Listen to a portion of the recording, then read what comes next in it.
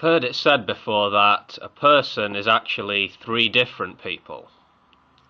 First, you're the person you perceive yourself to be, or perhaps the person you would like to be.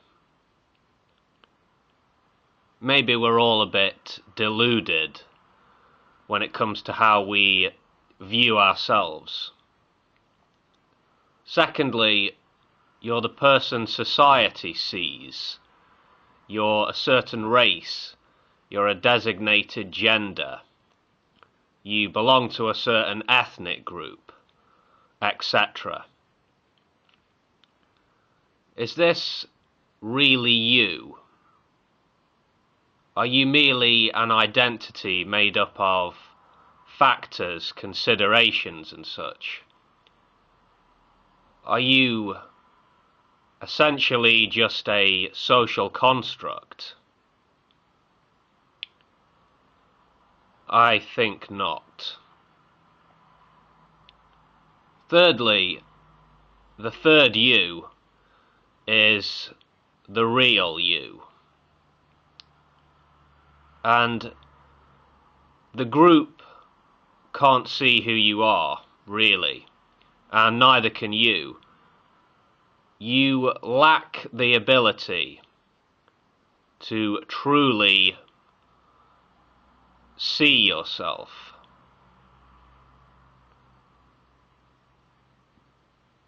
Most people like to think of themselves as extraordinary. Most loathe to think of themselves as ordinary, run-of-the-mill folks. But guess what? Most people are ordinary, run-of-the-mill folks. For most, the third you, the real you, is nothing special. Just another face in the crowd, or another brick in the wall, if you like. Many like to pretend otherwise. The concept of self is not restricted to the present, of course. It includes former selves and future selves. The future self can represent a person's ideas of what they might become, or what they would like to become, or perhaps even what they are afraid of becoming. So these ideas can correspond to hopes, fears, and goals. When a person gets the idea, the picture of a future self, a possible self, in their mind, this can function as an incentive to behave in a certain way, or maybe it can provide an evaluative and interpretive context for the current view of self. Those of us who've lived long enough have our past selves to look back on, don't we? People have a tendency to perceive the past self less favourably, saying things like, "I'm better now than I used to be." Maybe it's just that people are prone to maintain a positive evaluation of the present by distancing negative former selves. If you're my age, early 30s, or you're considerably older, you can look back on your childhood and your adolescence. Surely you have to see that the person you are now is a different person, a separate person from the one you were. Mentally, physically, emotionally, morally, you're not the same human being you were when you were a child or a teenager. How much do you have in common with, say, you, age 12? Do you think and behave in the same way? If you're my age, I'm guessing you don't. Your mind has had 2 full decades to develop and mature. You're a different person. It didn't happen overnight, but you are most definitely a different person. And given another 10-20 years, assuming you're still alive and in control of your faculties, will you look back at the you of today and consider him to be you? Or will he be almost a stranger? A shadowy reminder of a past existence, perhaps? Is there a real difference between males and females when it comes to self-concept? That is to say, is gender an important factor in the formation of self-concept?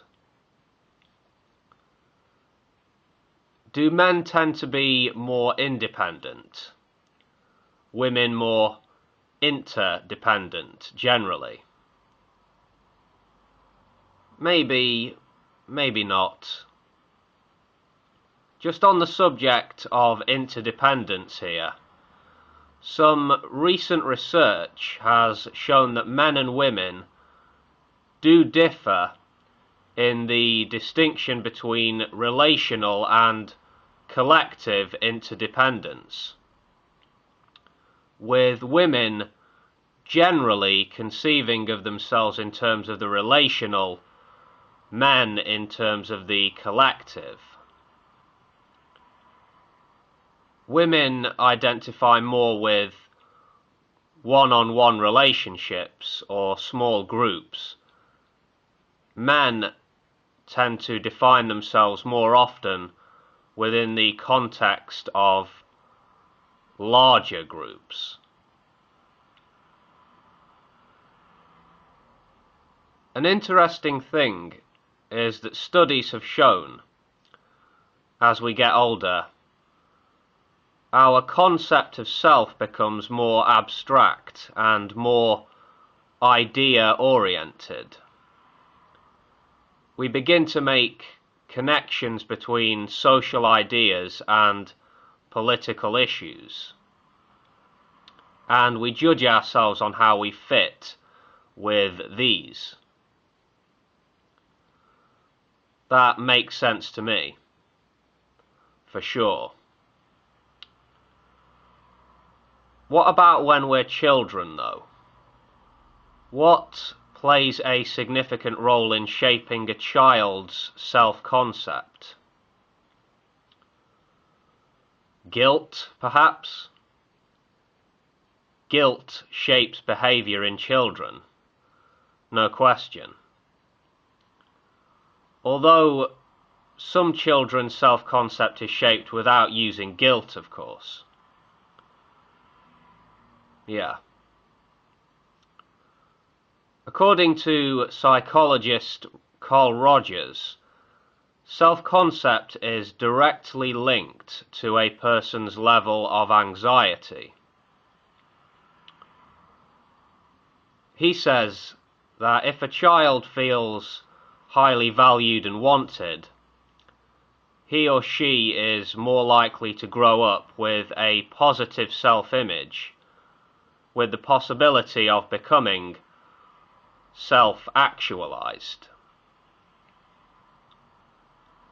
Another thing Carl Rogers says, or that he has hypothesized, I should say, is that psychologically healthy people actively move away from roles created by others' expectations and instead look within themselves for validation. That sounds about right to me. The expectations of others do play a major role in shaping self-concept. That is quite clear. Okay, see you later, YouTube. Take care, folks.